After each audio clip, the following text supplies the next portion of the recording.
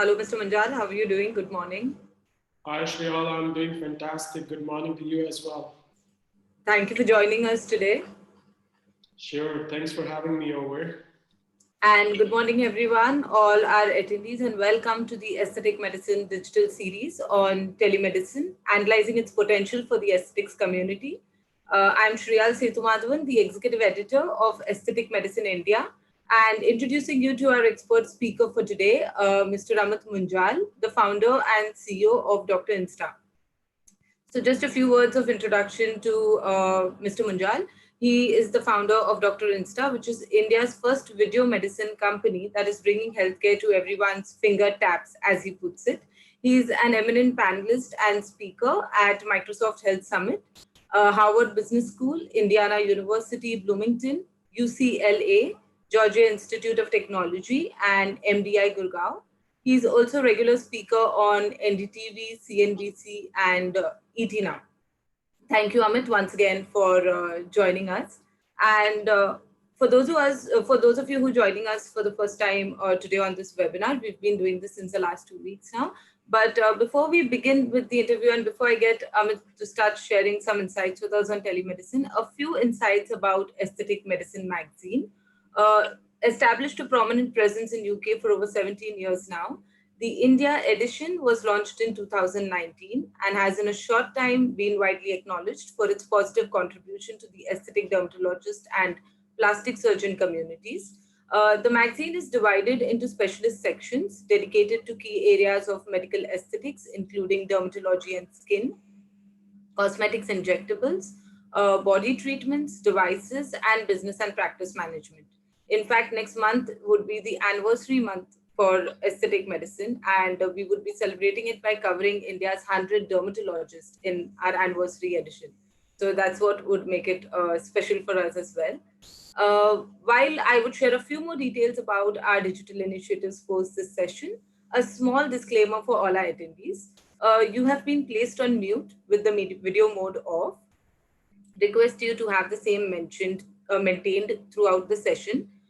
For any questions that you may have for our expert for today, please key them in the chat box. You will see a chat option right below on your screen. Click on that, key your questions in, and we will take them up at the end of the session.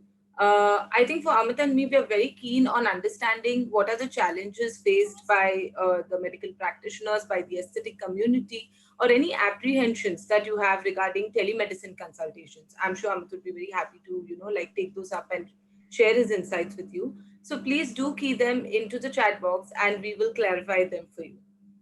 Thank you. So Amit, we get started? Excellent, Shriyal. Sure.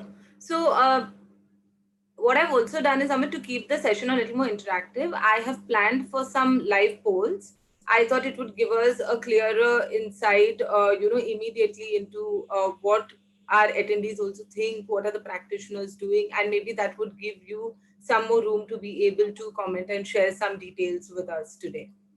To begin with, if you could, start off with how the telemedicine market has grown in the past couple of months, and especially in the past few weeks where we've seen due to the lockdown, people have been at home, they've had to, clinics have been shut. So have you seen any change in growth numbers, especially in the past few weeks?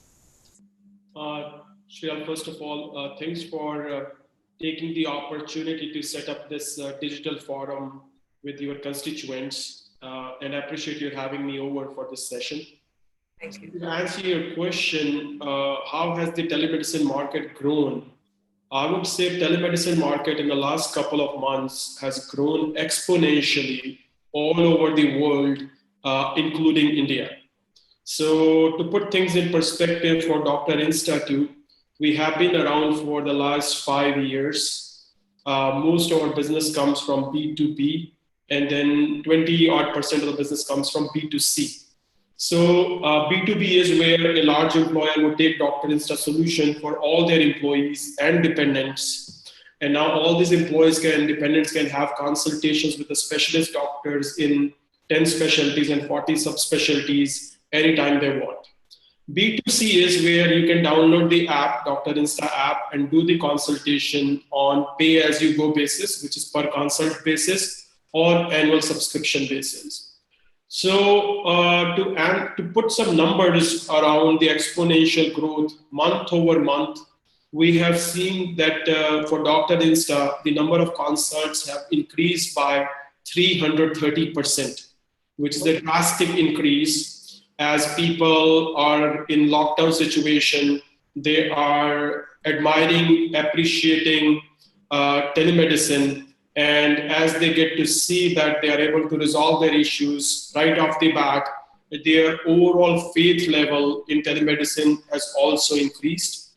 I think once we return to business as usual, maybe all of this growth would not stay with us, but most of this growth would stay with us with some haircut, because as people start to use it, as people learn the benefits of it, and realize the fact that they end up saving so much of time, because in a typical consultation, you have to take your car out, deal with the chaotic and bumper to bumper traffic situation in most big cities of the country, to then waiting in the waiting room of the doctor. So all this 4-hour process, one time going to the clinic or a hospital and then coming back from the hospital or the clinic, this 4-hour journey could be shrunk to like 10 to 15 minutes of consultation with a specialist doctor of your choice, and getting the prescription and then getting the medicines delivered at your home.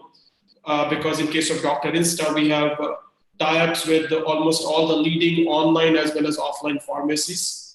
So people all over the world, including India, are realizing the value add of telemedicine and are embracing it with open arms. So since right now we are focusing specifically on the aesthetic community, and I've seen on Dr. Insta, you have a treatment section, a consultation section for dermatology. Have you specifically seen any, increase in traction or growth on online consultation specific to that category? Definitely. If you peel the layers of the onion, you get to see that we offer consultations through phone, video, and chat. Chat is very high level, so most of the consultations that lead to a prescription generation are through phone and video. Now, you're talking about dermatology alone. So in dermatology alone, because of the nature of the skin-related issues or hair-related issues, there is a huge bias toward video medicine. So most of these consultations get consummated through a video channel, just like you and I and the rest of the attendees are seeing and hearing me. So dermatology consultations have also skyrocketed. Dermatology alone has increased by 450% for Dr. Insta. Okay. So with that, I think I would like to take up my first poll question. I request all the attendees to please respond to this poll so that we can publish the results live on this webinar and we can take the discussion further with Amit. So can I have the first poll, please? So the poll question, have you started offering telemedicine consultations? Yes, no, or are you still considering it?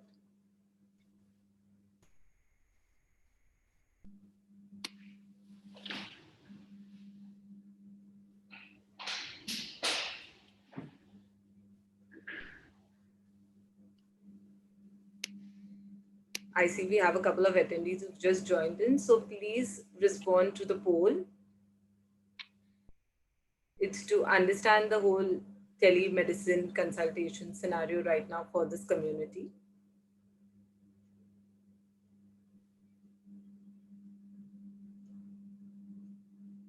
Okay, so can we have the results, please? Yeah, so Amit, like we can see, we have 71% who have said yes, they have started offering. But at the same time, we have about 18% who haven't started yet and 12% who are still considering. How would you comment on this poll result, and anything that you would have for the ones who haven't started offering it yet and who are still considering it? Any thing that you would like to add to that? I think a couple of things that I would like to add. First of all, the numbers here are very, very impressive. For example, 71% of the caregivers and doctors here are stating that they have been offering telemedicine. That's spectacular because India has around 1 million doctors. So if we apply that 71% number to the whole mass of 1 million doctors, that translates into 710,000 odd doctors in India alone. But I understand that the constituents here would have a positive bias toward telemedicine. They are more internet savvy, but I think it would be a fantastic opportunity for us as a nation to have more and more doctors offering telemedicine, because if you look at India, our healthcare system, unfortunately, is not the best in breed, despite having the top quality doctors. And also the doctor to patient ratio in India is one of the lowest. So telemedicine is one great avenue using which doctors can reach out to more and more patients. And more patients, especially in the hinterlands of the India, can take the benefit of the new technology in place and get the consultation from the specialist doctors, even though they might be like hours of drive or hours of flight away from them. For the doctors, there are great value add, especially for the 12% or 18% that I saw, which are still not offering it, because a typical catchment area for a doctor is what, 20 to 30 kilometers, right? For most of the primary care issues, your patients generally come from 20 to 30 kilometers of catchment area, roughly speaking. But with telemedicine, you can increase your catchment area exponentially to all over the country, or even all over the world, provided the regulations allow that. So a fantastic opportunity for all the doctors to manage their timetable too.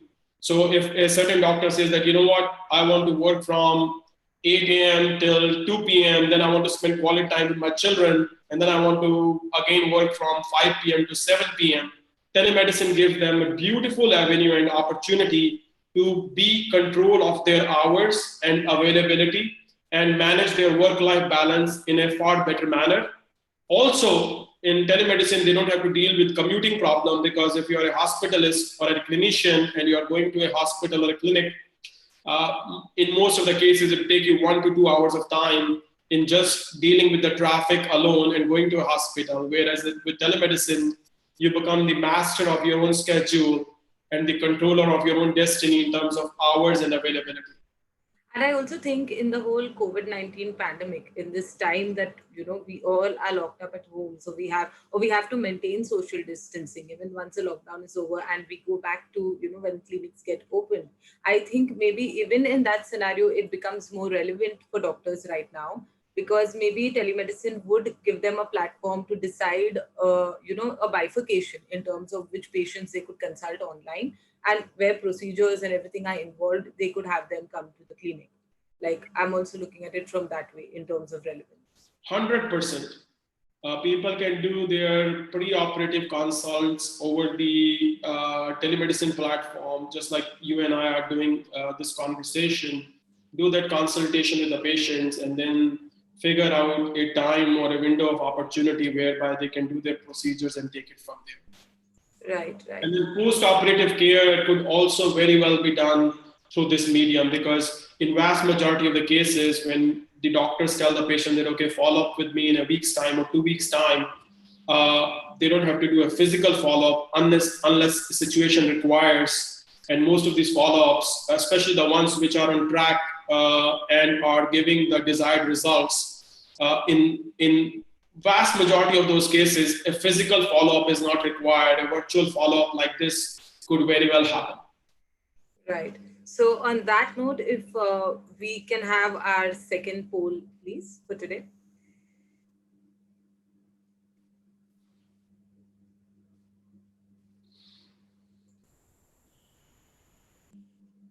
So do you consider telemedicine to be an effective tool for the aesthetic medicine practitioners for patient consultation? This is for the doctors. The options are yes, no, selectively yes, not sure.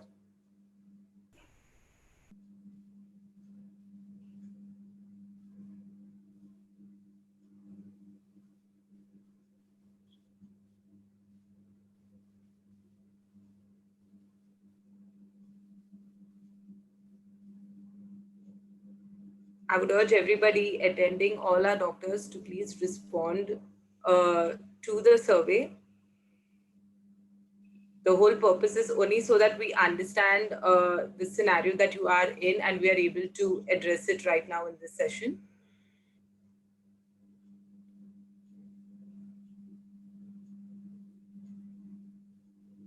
So do they consider it an effective tool? This question, Amit, was specifically considering that they are aesthetic medicine practitioners. So do they consider it as an effective tool for patient consultation? We have 71% that has said selectively yes. There's 18%, which is, now gone to 19% that says yes. So 75% says selectively yes, 19% yes, and 13% says not sure.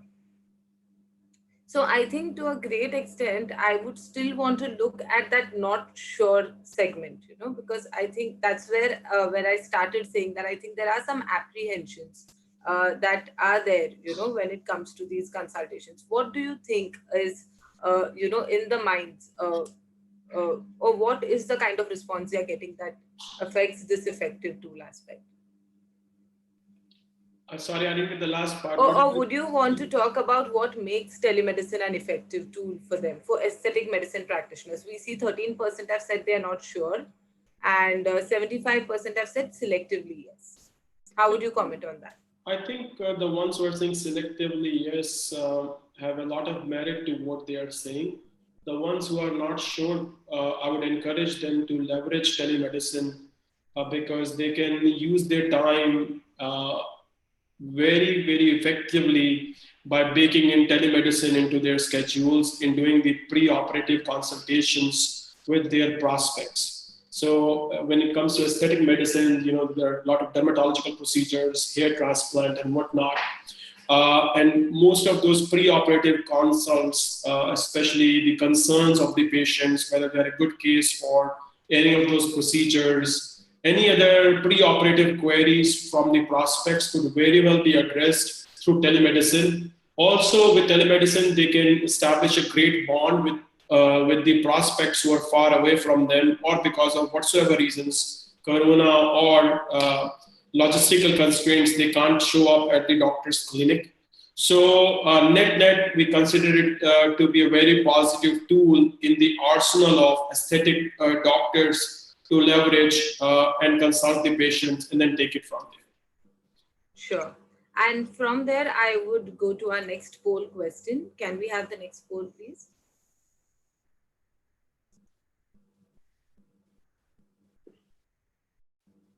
So what percentage of your patient base opted for telemedicine consultation since the lockdown? So we can kind of look at the kind of brackets, because once the lockdown would have begun, of course, with clinics getting shut and everything. But I think here it's also about what, the patients think, what is their mindset when it comes to the kind of belief or comfort they have with an online consultation. And I can see some kind of a mixed review. While I still urge more medical practitioners on our session to please fill your opinions on the survey.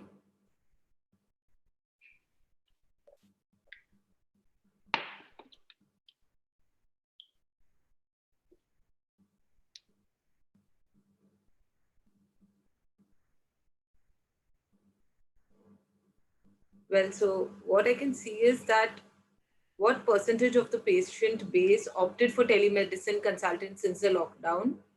42% says less than 10%. 8% says 11 to 20% of their patients did opt. There is 17% that says 50% or more. And we also have like 33% which says that they don't know. So how would you comment on one? It is important for us to know how our patients are benefiting from this platform. And second, do we think that even from, if we know that telemedicine is something we need for, then is there some kind of awareness that even the doctors need to create or clinics need to create for their patients in terms of the benefits of these platforms? See, I would like to say that I think these poll results are a fair reflection of the state of the affairs. Most of the aesthetic procedures, or I would say almost all of the aesthetic procedures, are non-essential procedures. So the doctors themselves tell their patients that they should wait for the lockdown to go away before such consultations happen, because if a patient is going to a doctor's office, most of them are closed anyways, and the ones which are open are also doing essential procedures. They're not there 5, 6, 7 days a week. They are there just for 1 day a week to cater to those essential procedures. And aesthetic care would be non-essential procedures. So the doctors are also right. They don't want their patients to take unnecessary exposure or risk of driving down to a clinic, getting exposed to a whole bunch of people and external environment when the corona pandemic is going full steam in the nation. So all these non-essential procedures are getting pushed to the time when the lockdown goes away. And that's why you would see a far lower percentage of people opting for telemedicine, because people would start using telemedicine, especially for aesthetic procedures, once the lockdown goes away and once the doctors say that, okay, listen, I'm happy to consult you here, and then 3 days, 5 days from now, we'll schedule an in-person consultation to do the procedure on you. But since that latter window is closed, so I guess most of the people are kicking the can down the road for the nation to open up. Even from Dr. Insta's experience, for your aesthetic medicine consultation platforms that you offer, have you seen patients forthcoming in this area? I tell you that most of the dermatological consultations on Dr. Insta are not around aesthetics. For example, somebody having a skin problem, a rash, acne, or some other issues like that, they are the primary ones coming to Dr. Insta for immediate resolution to their medical issue, which is causing them terrible trouble or inconvenience. There are a very small percentage of the consultations that go to the dermatologist for aesthetic procedures, like, okay, listen, my hairline is receding, I need a hair transplant, or I want my nails to become better, or things of that nature, or maybe I want a glow on my skin and whatnot. So the proportion of these consultations were already, I would say, 15 to 20%, whereas vast majority were in the areas where they are not aesthetic, but they are making life harder for these customers or patients. So it's critical for them to consult the dermatologists. Right. And from there, let's have our next poll.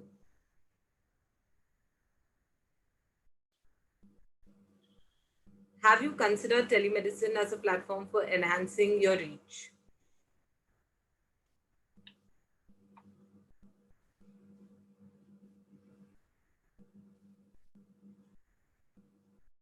So the options we've given is yes, no, and I am willing to explore.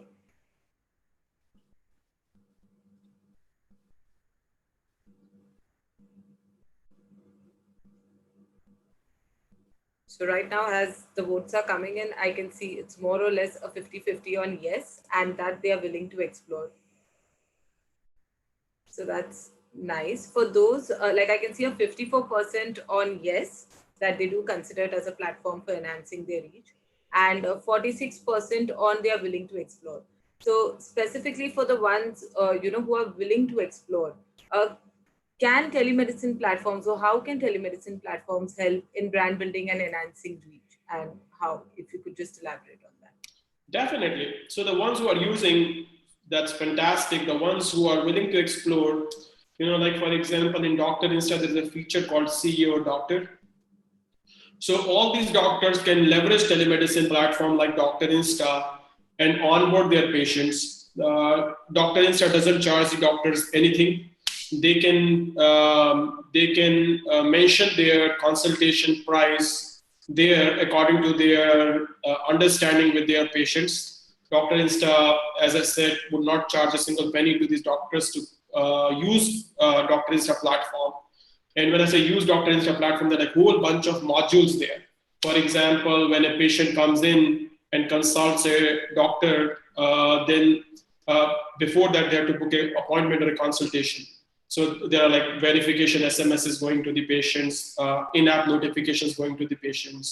Once the consultation gets done and the patient gets a prescription from the doctor, there is a special caregiver app for the doctors. And the doctors just have to key in the necessary information for the patient, medicines or the next steps. And the prescription automatically gets converted into a digitally signed PDF format, which goes to the patient via two channels, one inside the app of the patient, as well as via email to the patient. So the patient can access the PDF prescription from wherever they are at and whenever they feel like.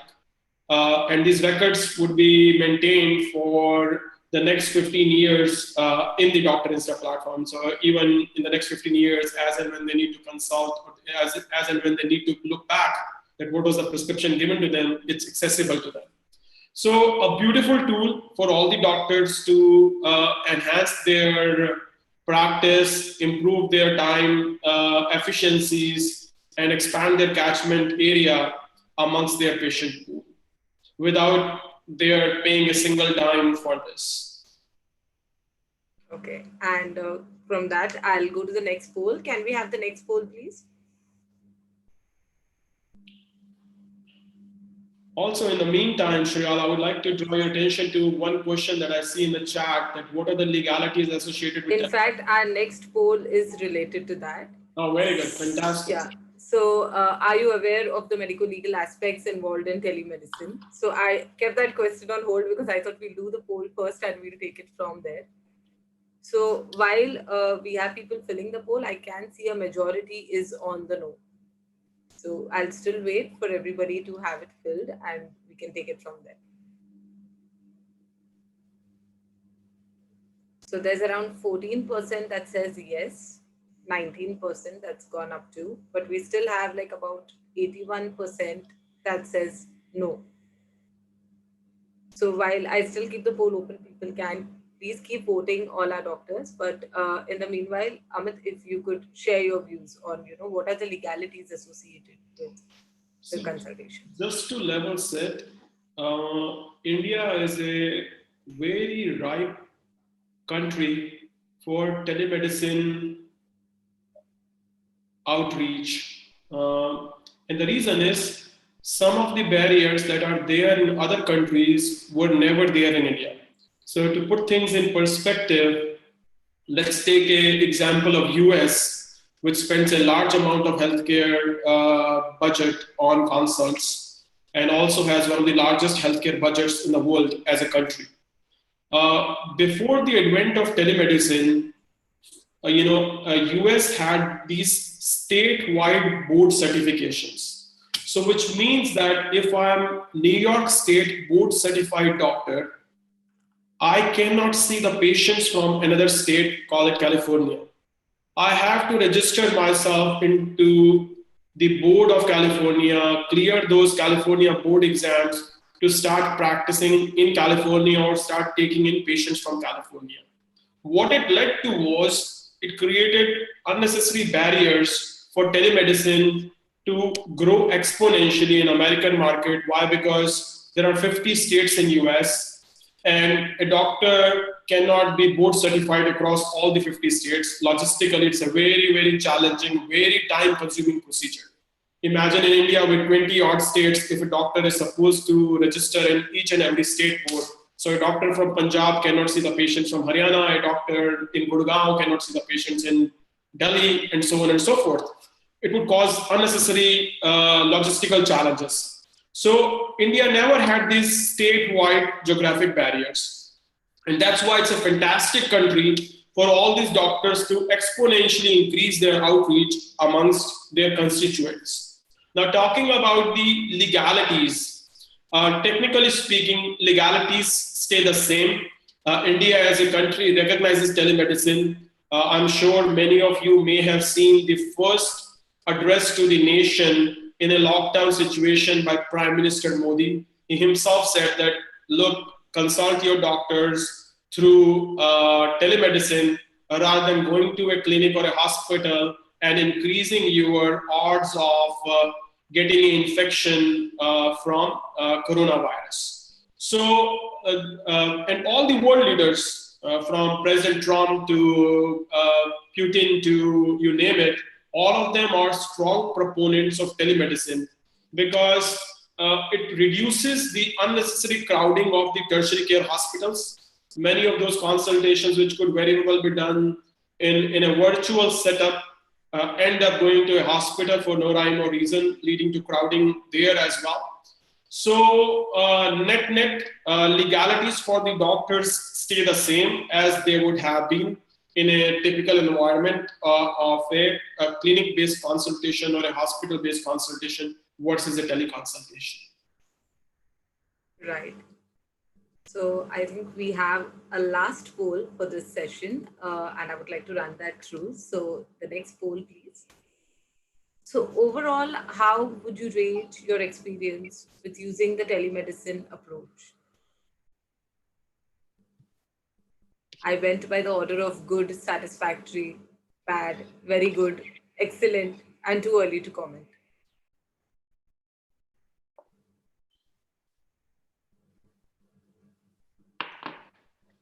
Well, again, I can see there are some mixed reactions coming in.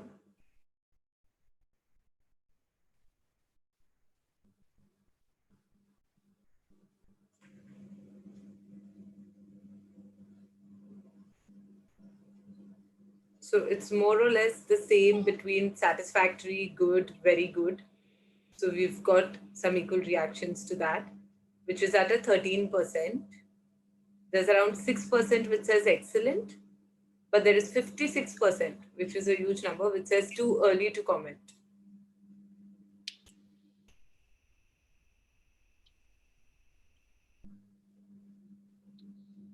Yeah, so we have like around 56% that says too early to comment. But taking from there, Amit, are there any tips that you would like to share with the aesthetic medicine practitioners to enhance their experience with the telemedicine approach? Yeah, I would say proof of the pudding is in the pudding. Most of the countries which are ahead of India in terms of telemedicine do like millions of consultations through the telemedicine channel. For example, in US, there are like 4 large companies now in this domain: Teledoc, MD Live, Doctor on Demand, and Amwell.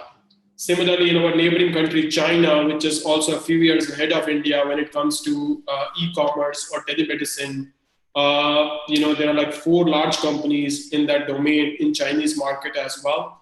VDoctor, Ali Health, Chunyu Yishang, which means good doctor, and they're all backed by large marquee venture capital funds or large strategic players in Chinese market.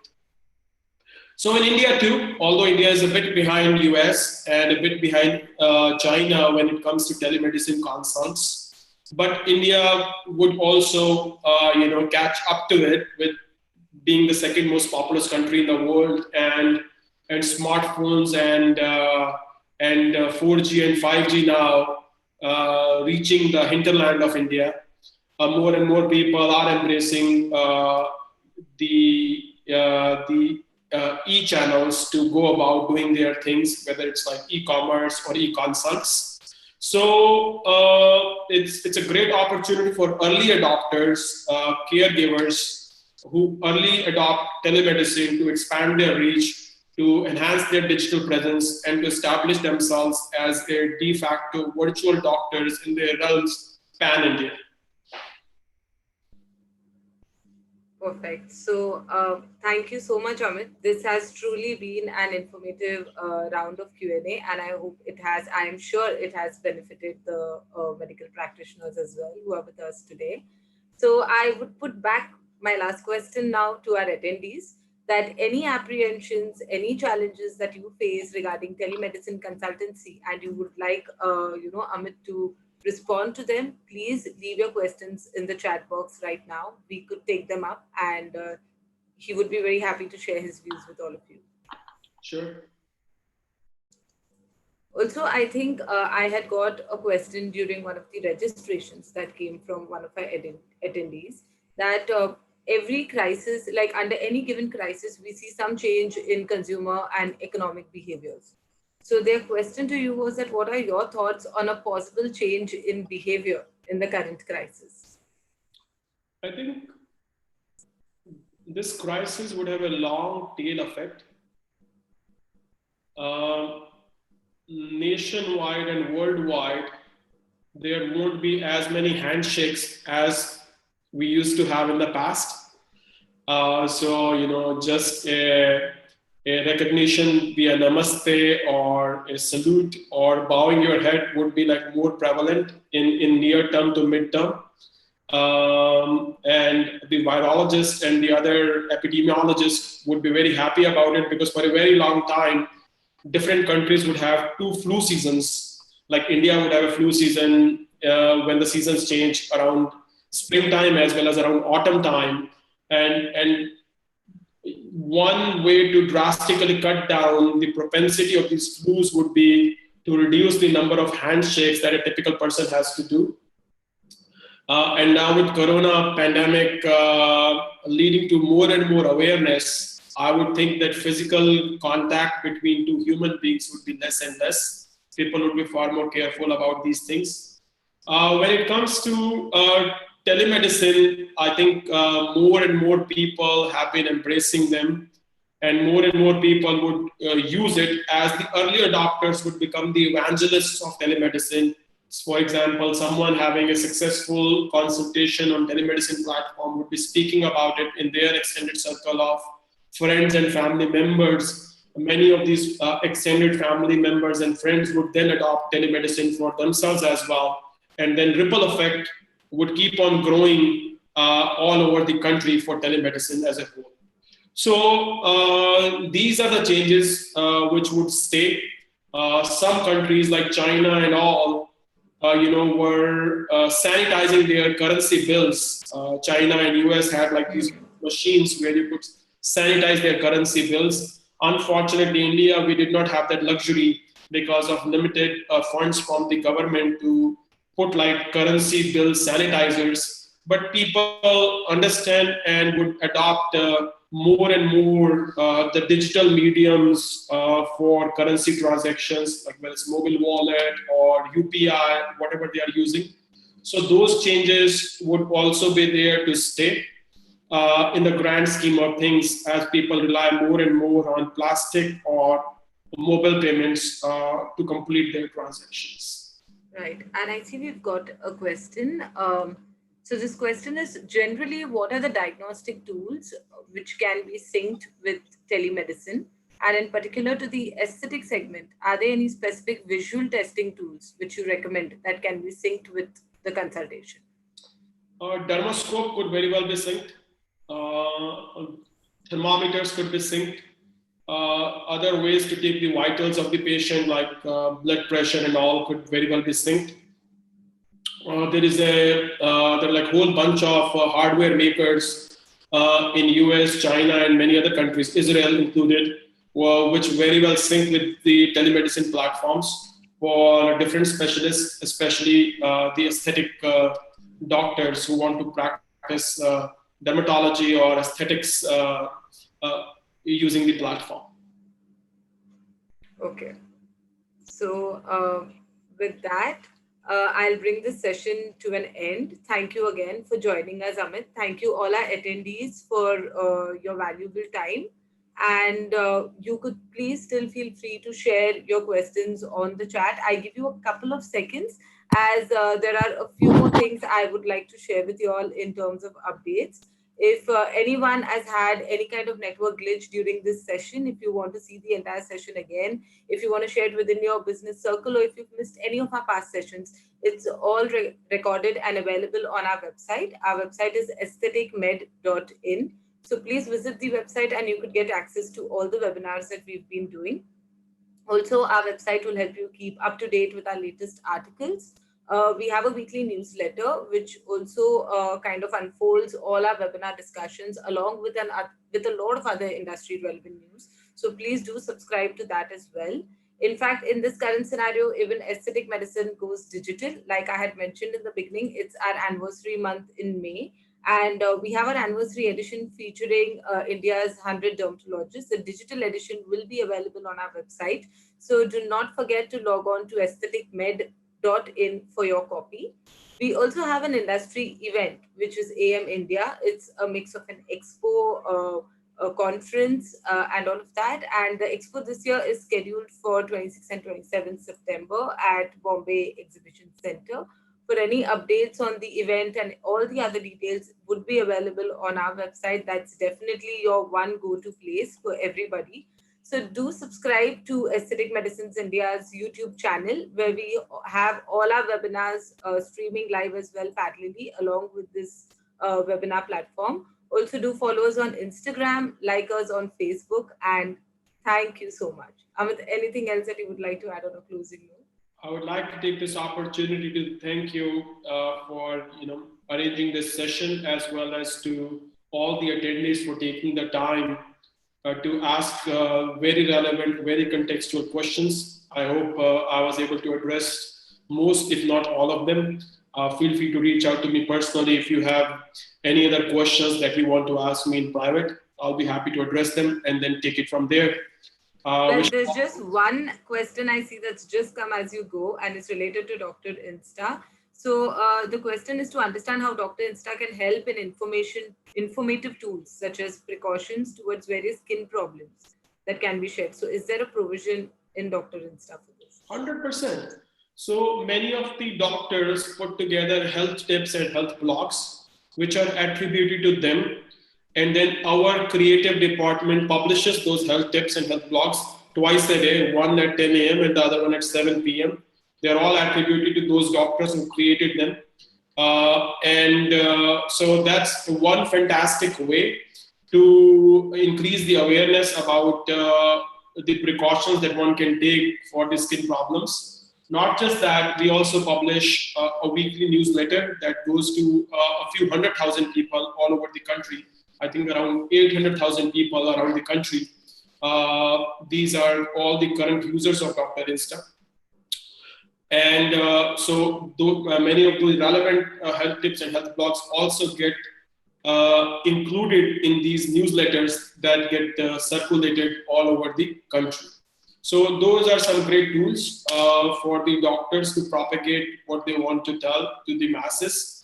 Not just that, in Dr. Insta, there's a tool using which you can also broadcast your specific unique message to your own patients. So if a typical doctor has called it 800 patients on Dr. Insta, then they can message to these 800 patients as to what their thoughts are on different things. Perfect. Thank you so much and take care. Stay safe, everybody. And we'll keep you updated on our next webinar. So I look forward to meeting you all soon on our next webinar. Thank you so much. Thank you. And have a great day. Yes, stay safe. Thank you. Bye-bye. Bye.